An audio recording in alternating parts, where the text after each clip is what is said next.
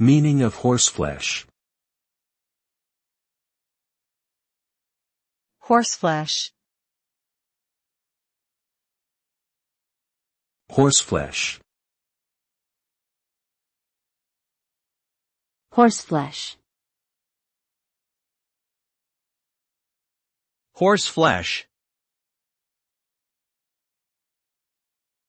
Horseflesh refers to the meat that comes from horses.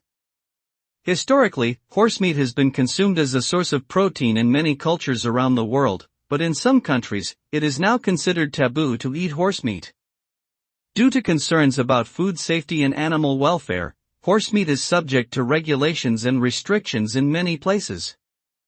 Despite these concerns, horsemeat remains a popular delicacy in some regions, and it is even used as an ingredient in some traditional dishes. The consumption of horsemeat continues to be a controversial topic among consumers, governments, and animal rights activists.